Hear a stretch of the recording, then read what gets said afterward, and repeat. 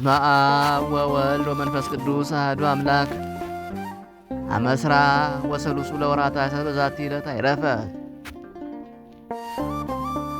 ዳዊት ንጉሠ እስራኤል ጻድቅ ወነቢይ ወልደ እሴይ አንድ አምላክ በሚሆን በአብ በወልድ በመንፈስ ቅዱስ ታኅሳስ 23 በዚች ቀን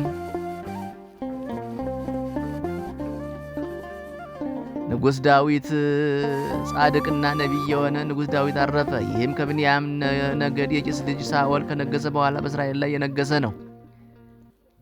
ይህም ንጉሥ ዳዊት በእግዚአብሔር ፊት መልካም ጉዞን የተጓዘ ከእስራኤልም ነገሥታት ሁሉ እውነተኛ ፍርድን ያደረገ ነው። እርሱም ሀገሩ ቤተልሔም የሆነች ይሁዳ ነገድ ሳኦልም የእግዚአብሔርን ትእዛዝ በተላለፈ ጊዜ ለእስራኤል ንጉሥ ይሆን ዘንድ መረጠው።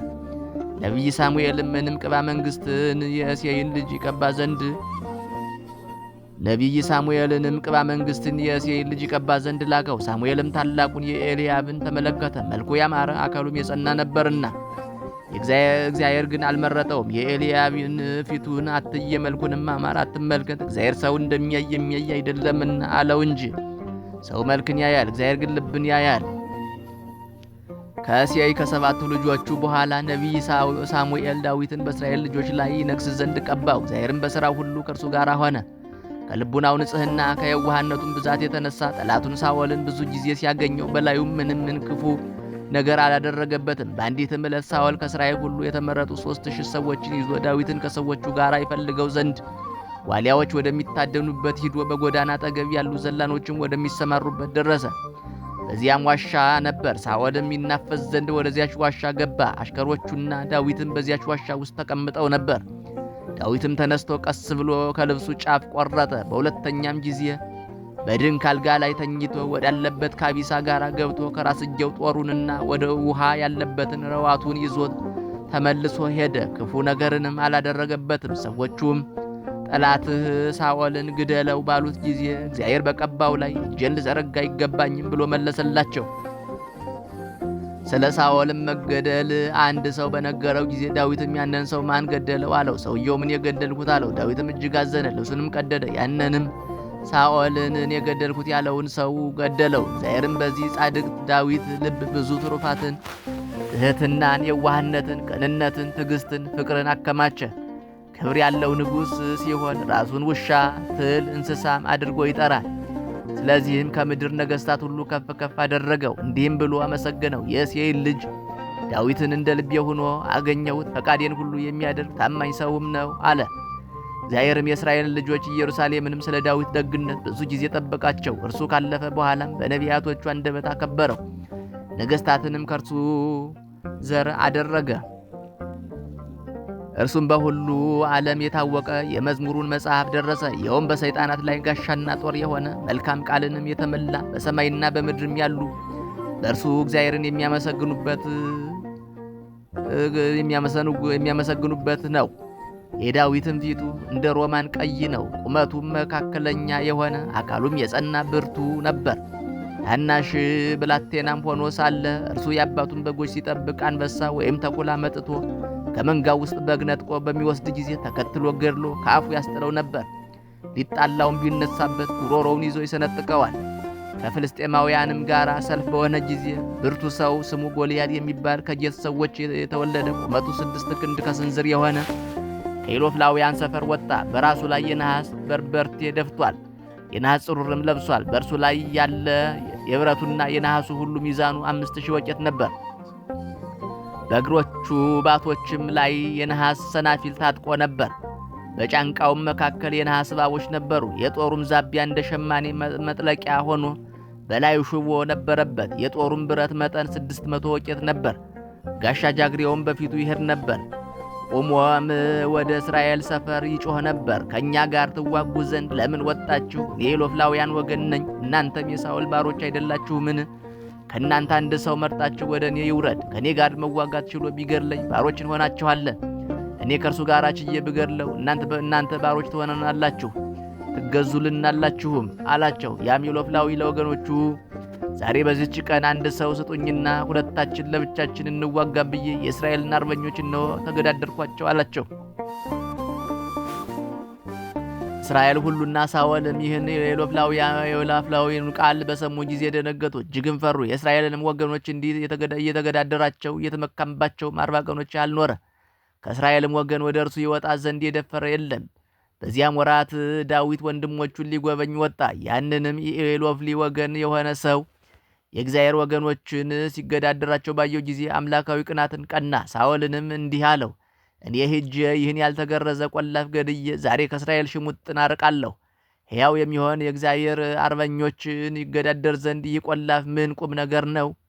ከድብ አፍና ከአንበሳ አፍ ያዳነኝ እርሱ እግዚአብሔር ከዚህ ካልተገረዘ ኢሎፍላዊ እጅም ያድነኛል። ሳኦልም ሂድ፣ እግዚአብሔር ካንተ ጋር ይሁን አለው። ዳዊትም ወንጭፉን በእጁ ያዘ። ከወንዝም መካከል 3 ደንጊያዎችን መረጠና ወደዚያ ኢሎፍላዊ ሄደ። ጎልያድም ዳዊትን ባየው ጊዜ ናቀው፣ እንዲህም አለው፣ ደንጊያና በትር ይዘ ወደ እኔ ትመጣ ዘንድ እኔ ውሻ ነኝን? ዳዊትም ከውሻ የምትሻል አይደለህም፣ ከውሻ ትብሳለህ እንጂ። ቆላፍ ጎልያድም ዳዊትን በጣዖቶቹ ስም ረገመው። ያም ኢሎፍላዊ ዳዊትን ወደ እኔና ስጋህን ለሰማይ ወፎች ለዱር አራዊት እሰጣለሁ አለው። ዳዊትም ያንኑ ኢሎፍላዊ አንተ ጦር ሰይፍና ጋሻ ይዘ ወደ እኔ ትመጣለህ፣ እኔ ግን አሸናፊ በሚሆን በእግዚአብሔር ስም ወደ አንተ እመጣለሁ። ዛሬ የእስራኤልን አርበኞች የተገዳደርክ አንተን ዛሬ እግዚአብሔር በእጄ ይጥልሃል፣ እገድልህም አለሁ፣ ራስህንም እቆርጣለሁ። የኢሎፍላውያን ሰራዊት ሬሳና ያንተን ሬሳ ዛሬ ለዱር አራዊትና ለሰማይ ወፎች እሰጣለሁ። ሰዎችም ሁሉ እግዚአብሔር ከእስራኤል ጋር እንዳለ ያውቃሉ። ሰራዊትም ሁሉ እግዚአብሔር በጦርና በሰይፍ የሚያድን እንዳይደለ ያውቃሉ። ድል የእግዚአብሔር ገንዘብ ነውና። ይህንንም ዳዊት ተናገረ። ዳዊትም እጁን ወደ ድጉ ሰዶ አንዲት ደንጊያ አውጥቶ ወነጨፋት። ያንንም ኢሎፍላዊ ግንባሩን ገመሰው። ያችም ደንጊያ ከግንባሩ ገብታ ናላውን በጠበጠችው። በምድር ላይም በግንባሩ ተደፋ። ዳዊትም ሮጦ የገዛ ሰይፉን አንስቶ ራሱን ቆረጠው። ከእስራኤልም ልጆች ስድብን አራቀ። የዳዊትም መላው ዕድሜው 70 ዓመት ነው። መንግስትንም ሳይይዝ 30 ዓመት ኖረ። ከያዘም በኋላ 40 ዓመት ኖረ። የክብር ባለቤት ክርስቶስ በስጋ ከመምጣቱ በፊት በ1120 ዓመት ውስጥ ትንቢት የተናገረበት ዘመን ነው። በሰላምም አረፈ። ለእግዚአብሔር ምስጋና ይሁን፣ እኛንም በጸሎቱ ይማረን፣ በረከቱም ከእኛ ጋር ትኑር ለዘላለሙ አሜን። ሰላም ለዳዊት ትሕትናሁ ሶበ ርእየ ወየዋሃቶ ፍጹመ ዘአልቦ እከየ እግዚአብሔር ይቤ እንዘ ይነብብ ሰድየ እምነ ሕዝብየ አልኩ ርእየ ወረከቡ ወለዳዊት ገብርየ። በዚህችም ቀን የከበረ ተጋዳይ አባት ገዳማዊ አባ ጢሞቴዎስ አረፈ። የዚህም ቅዱስ አባት ወላጆቹ እግዚአብሔርን የሚፈሩ ናቸው። የቤተ ክርስቲያንንም ትምህርት እያስተማሩ አሳደጉት። የምንኩስናንም ልብስ ሊለብስ ሽቶ ከአባቱ ዘንድ ወጥቶ ወደ አንድ ገዳም ሄዶ በዚያ የሚኖር ሆነ። በውስጧም መነኮሰ። ከዚህም በኋላ የተራቡ ድሆችን መጻተኞችን ተቀብሎ ይመግባቸው ዘንድ በገዳሙ አቅራቢያ ለብቻው መኖርን አሰበ። ከገዳሙም ወጥቶ ማደሪያውን ሰራ። እየተጋደለና እጅ ስራውንም እየሰራ በውስጡ 5 ዓመት ያህል ኖረ። የበጎ ስራ ጠላት ሰይጣንም ከእርሱ እጅ ስራውን ትገዛ ዘንድ በምክንያት ጋለሞታ ሴትን ወደ እርሱ አመጣ። ብዙ ጊዜ ወደ እርሱ ከመመለሷ የተነሳ የኃጢአት ፍቅር አድሮባቸው በመብል ጊዜ በአንድነት የሚበሉ ሆኑ። ከዚህም በኋላ ከእርሷ ጋር በኃጢአት ወደቀና በኃጢአት ስራ ውስጥ 7 ወር ያህል ኖረ። በዚያን ጊዜ እግዚአብሔር እርሷንም እርሱንም ፈጽሞ አልጣላቸውም። የሞትን ጊዜ በምታስፈራና በምታስደነግጥ ቀን በንጉሠ ነገሥት ኢየሱስ ክርስቶስ ፊት መቆምን አሳሰባቸው እንጂ። ከዚያም ቦታ ተነስቶ ጥቅጥቅ ካለ ዱር ውስጥ ገባ። ልዑል እግዚአብሔር መርቶታልና። በዚያም ጣፋጭ የውሃ ምንጭና ተምር አለ። በዚያም ቦታ እየተጋደለ ብዙ ዘመን ኖረ። ከዚህም በኋላ ሰይጣን በእርሱ ቀንቶ አስጨናቂ የሆነ የሆድ በሽታ መጣበት። ከሕማሙም ጽናት የተነሳ በግንባሩ በምድር ላይ ወደቀ ሆኖ ኖረ። እርሱም ሲጸልይ ነፍሱን እንዲህ ይላት ነበር፣ ነፍሴ ሆይ ይህ የሠራሽው የኃጢአት ፍሬ ነውና በዚህ ደዌ ላይ ታገሺ። በዚህ ሕማምም 4 ዓመት ኖረ። ከዚህም በኋላ መሐሪና ይቅር ባይ እግዚአብሔር ራራለት፣ መልአኩንም ላከለት። እርሱም በእጁ ሆዱን አሸው፣ ጎኑንም በጣቱ ሰነጠቀ፣ ጨጓራውንና አንጀቱንም አጸዳ። ከዚህም በኋላ ወደ ቦታው መልሶ እንደ ቀድሞ አያይዞ አዳነው። እነሆ እንግዲህ ጤነኛ ሆንክ፣ ዳግመኛ አትበድል፣ ከዚህ የከፋ እንዳይደርስብህም አለው። በበረሃ ውስጥ እየተጋደለ 40 ዓመት ኖረ። ከዚህ በፊት በገዳም 17 ዓመት በዋሻም 10 ዓመት ኖረዋል። በዚህም ረጅም ዘመን ከልብስ የተራቆተ ነው። ልዑል እግዚአብሔርም የራሱን ጠጉር አስረዘመለት፣ በእርሱም በፊቱም በኋላውም ተሸፈነበት። ለዚህም አባት ስለ አገልግሎቱ፣ ስለ ተጋድሎው፣ ስለ በጎ አምልኮቱ አራዊት እስከሚጎበኙትና የእግሩን ትቢያ እስከሚልሱ ድረስ ታላቅ ጸጋ ተሰጠው። እግዚአብሔርንም ካገለገለ በኋላ አክሊሉን እንደተሸከመ በሰላም አረፈ። ለእግዚአብሔር ምስጋና ይሁን። እኛንም በዚህ አባት ጸሎት ይማረን፣ በረከቱም ከእኛ ጋር ትኑር ለዘላለሙ አሜን። ሰላም ለጢሞቴዎስ እየንተ ብሊት ልብሱ ዘተከርነ ስራ ስዕርተ ርሱ አፍአሁ አንጺሆ ወነዋየ ዘከርሱ እግዚአብሔር አይበያ ለነፍሱ እስከ አራዊት ሐወፅዎ ወእግሮ ለሃሱ።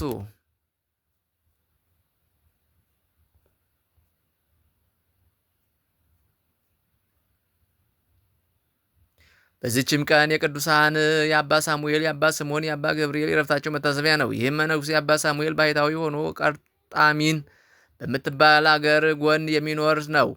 በዚያም አቅራፎስ የሚባል ሰማዕት አጽም አለ። እርሱም ጸሎቱን ሲጀምርም ከአጽሙ ይባረካል ወይም ይሳለማል። ሰሊቫ የሚባል አንድ መኮንን ነበረ። ስምዖን የሚባልም ልጅ አለው። ልጁም ለሞት የሚያበቃ ደዌ ታመመ። አባቱም በልጁ ላይ ይጸልይ ዘንድ ወደ አባ ሳሙኤል ላከ። እርሱም ጸልዮ ከሞተ በኋላ አስነሳው። ያም ልጅ አባ ሳሙኤልን የሚከተል ደቀ መዝሙር ሆነ። መንኩሶም በገድል ተጠመደ። በአንዲት ቀንም ውሃ ሊቀዳ እንስራ ይዞ ሄደ። ሰይጣንም እንስራውን ሰበረበት። ለአባ ሳሙኤልም በነገረው ጊዜ ውሃውን ይመላበት ዘንድ የወይን ማስቀመጫ መሶብን ሰጠው። ውሃውንም ሳይቀዳ 10 ዓመት ኖረ። ከዚህም በኋላ ሰይጣን ሰበረውና ውሃው ፈሰሰ። ለአባ ሳሙኤልም በነገረው ጊዜ ወደ ሌላ ቦታ ሄደው ታናሽ የጸሎት ቤት ሰርተው በዚያ ተቀመጡ። ከዚህ በኋላ የእግዚአብሔር መልአክ በሕልም ተገለጠላቸው። ቤተ ክርስቲያንም ይሰሩ ዘንድ አዘዛቸው። ንጉሥ አንስጣስዮስም መጥቶ ታላቅ ቤተ ክርስቲያን ሰራላቸው። ለመነኮሳትም 500 ቤቶችን ሰራ። አባ ሳሙኤልም ባረጀና ከተጋድሎ ብዛትም በደከመ ጊዜ ልጆቹን በልጁ በስምዖን እጅ ትቶ ወደ ወደደው እግዚአብሔር ሄደ። መነኮሳቱም 12,000 እስከሆኑ ድረስ እጅግ በዙ። በዚህም አባት ስምዖን ዘመን ትንሣኤ ሙታንን የማያምን አንድ ከሃዲ ሰው ተነሳ። አባ ስምዖንም በሞት ላይ ጸልዮ በፊቱ አስነሳው። ልቡም ከመጠራጠር ባልተመለሰ ጊዜ ሁለተኛ ወደ እግዚአብሔር ጸለየ። እሳትንም ከሰማይ አውርዶ ያንን ከሃዲ አቃጠለው። ከዚህም በኋላ ሸምግሎ በሰላም አረፈ። በመምህሩም መቃብር በክብር ተቀበረ። ከዚህ በኋላ አባ ገብርኤል አበምኔት ሆኖ ተሾመ። እርሱም ትሑትና የዋህ ነበር። በልብሱም ውስጥ ማቅና መንቆር ይለብሳል። በእግሮቹም ውስጥ ጫማ አያስገባም። በክረምትም በበጋም ወደ ቤት አይገባም። ከሰንበትም እስከ ሰንበት ይጾማል። እንጀራውንም ያለ ጨው ያለ ወጥ ይበላል። ድንቅ ታምራትንም የሚያደርግ ሆነ። በአንዲትም ደቀ መዝሙሩ ለእንጀራ የሚሆን ቡሆ የሚያቦኩበት ታላቅ የደንጊያ ገንዳ ወደ ገዳሙ ሊያስገቡ ሽተው ሸክም የሚረዳቸው ባጡ ጊዜ አባ ገብርኤል ሰምቶ ከሰው አንድ እንኳ በገዳም ውስጥ እንዳይቀር ለመሸከም እንዲወጣ አወገዘ። 10,030 ያህል ሰዎች ከሙታን ተነሱ። አባ ገብርኤልም አይቶ እናንተን ያልኩ አይደለም ሕያዋኑን እንጂ አላቸው። በዚያንም ጊዜ ወደ መቃብራቸው ተመለሱ። ከዕለታትም አንድ ሰው ከአንድ መነኩሴ ዘንድ ወርቁን አደራ አኑሮ ወደ ሩቅ ሀገር ሄደ። በተመለሰም ጊዜ መነኩሴው ለረዱ ሳይናገር ሞቶ አገኘው። ረዱንም ስለ ወርቅ በመረመሩት ጊዜ መምህሩ ያኖረበትን እንደማያውቅ አስረዳቸው። አባ ገብርኤልም ወደ ሟቹ መቃብር ሂዶ ስለዚያ ወርቅ ጠየቀው። ሟቹም ያኖረበትን ስፍራ ነገረው። ባለገንዘቡም እያደነቀ ገንዘቡን ይዞ ሄደ። ሰሊብ የሚባል ወዳጅ ነበረው። ሳይገናኙ ሞተ። አባ ገብርኤልም በሰማ ጊዜ ወደ መቃብሩ ሄዶ አለቀሰ። ጸሎትንም አድርጎ በክብር ባለቤት በጌታችን በኢየሱስ ስም ተነስ አለው። ድኖም ተነስቶ 12 ዓመት ኖረ። በዚህ አባት ዘመን ከሮም ነገስታት በክርስቲያን ወገኖች ላይ ታላቅ ስደት ሆነ። ቁጥር የሌላቸው ምዕመናን ተገደሉ። ከጥቂት ወራትም በኋላ እስላሞች ነገሱ። ክርስቲያኖችም ከስደት ዳኑ። 80 ዓመትም በሆነው ጊዜ በብዙ ተጋድሎ ከኖረ በኋላ በሰላም በፍቅር አንድነት አረፈ። ለእግዚአብሔር ምስጋና ይሁን። እኛንም በዚህ አባት ጸሎት ይማረን፣ በረከቱም ከኛ ጋር ትኖር ለዘላለሙ አሜን። ሰላም ለሳሙኤል ወለስምዖን ወልዱ ወለሳለሳይ ገብርኤል ዘውስተን በፍቅዶሙ ፍቅዱ እንዘይታ አለው አሃዱ ድህረ አሃዱ በበዘመኖሙ አንስኦ ሙታን አገሃዱ እሳተኒ እምሰማይ አውረዱ። በዚችም ቀን የቅዱሳን የይስሐቅ የአባ ስምዖን የአባ አቦሊ የመቃርስ የአይተላአትካ የፊልጦስ የመርቆሬዎስ መታሰቢያቸው ነው። በረከታቸው ከኛ ጋር ትኑር። ለእግዚአብሔር ምስጋና ይሁን ለዘላለሙ አሜን። ሰላም ለይስሐቅ ዛጥሬ ግብረ ተገብሮ እንበለ መኑ ያይምሮ ኑሃ ዓመታት ሰብኡ በሰጊድ ዋስተምህሮ ከመተመነየ ገጸ ማርያም ነጺሮ እምድረ መዋይል ሰሉስ ፈለሰ ሀገሮ እምድረ መዋይል ሰሉሰ ፈለሰ ሀገሮ